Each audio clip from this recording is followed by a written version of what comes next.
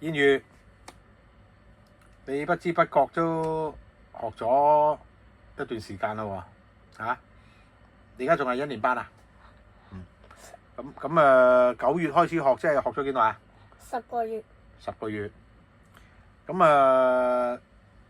喺學習嘅過程係咪即係越學得耐咧，嗰啲歌就越嚟越難？係咪越吹得比較即係有啲困難啊？係咪？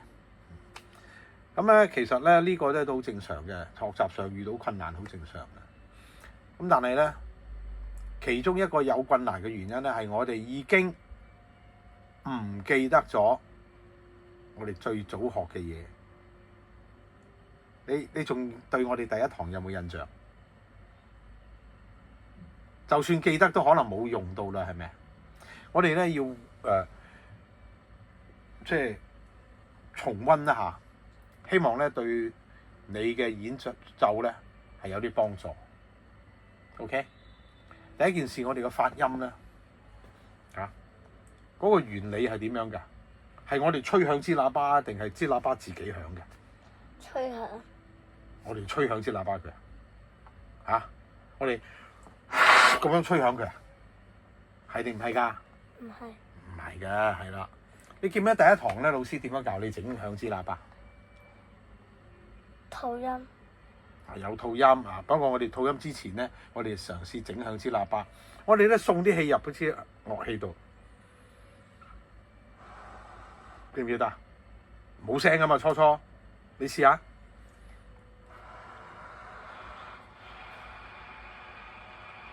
係啦，好啦，咁你當你控制到咁上下之後咧，你將個嘴咧記得唔好俾啲氣流出嚟，將啲氣集中喺中間，又唔需要太快，又唔需要太慢嘅。慢慢佢就有啲聲噶啦，係咪啊？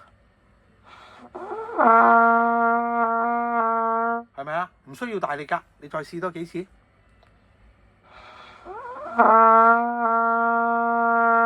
再嚟多次添啊！係咪好容易掌握到點樣整響支樂器啊？唔使大力吹噶嘛，係咪啊？你冇大力吹噶嘛，咁樣嘅啫嘛。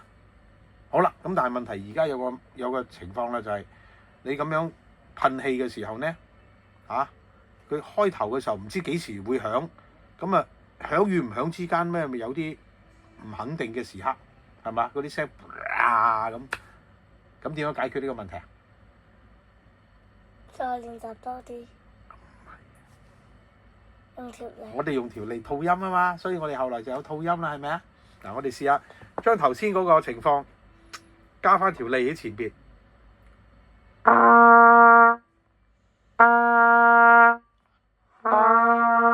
吐音。吐多幾下。係咯，咁咪得咯。咁你跟住我哋嘅方式，同樣嘅方式，咁咪可以吹晒其他音出嚟咯。試下5個音先啦。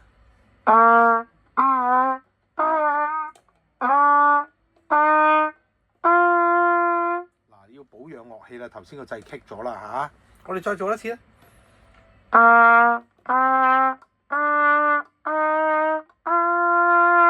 記得唔係用力嘅。好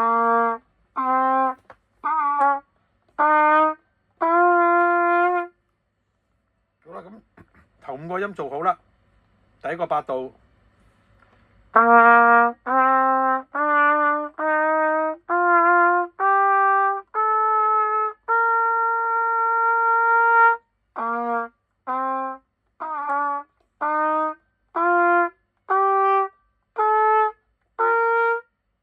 幾好喎，高啲得唔得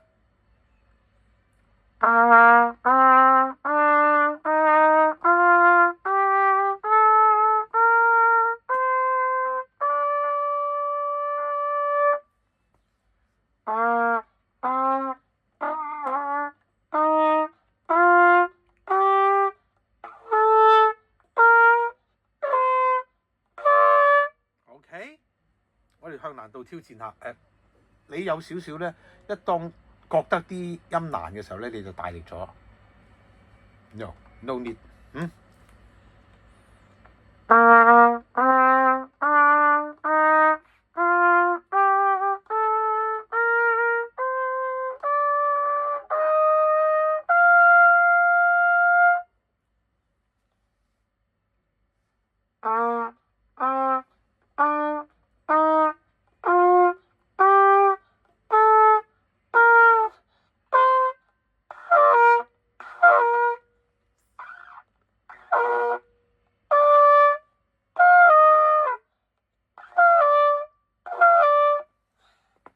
啦，你咧就其實未學到呢啲地方嘅係咪？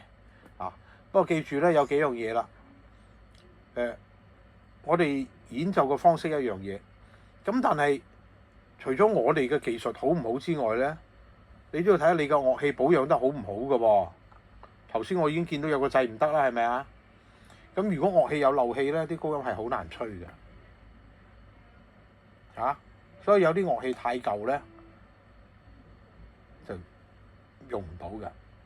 咁有一啲樂器咧，就算係新嘅，咁但係如果你有漏氣，咁你又冇落油啊，又冇搽膏啊，甚至咧有啲污糟嘢塞住咧，咁都係會好難吹嘅。OK， 低音唔覺嘅，高音就係嚟嘅。咁你而家咧準備咧就要學啲難度高啲嘅嘢啦，又學咗10個月啊嘛，係咪？咁越學越深入噶啦。咁如果你唔打理好支樂器咧，咁喺你嘅學習咧就會造成好多障礙。咁到時咧就練餐死都練唔到，咁咪弊噶。今日已經睇到你個掣唔喐啦嚇，你快啲翻去抹乾淨佢，落翻啲喇叭油。咁如果連油都未有，咁可能你啲膏都冇噶咯喎，幾耐冇落過膏啊？你自己諗清楚啲管完全冇晒膏咧，係會漏氣㗎。尤其是啲舊嘅喇叭度，知道未啊？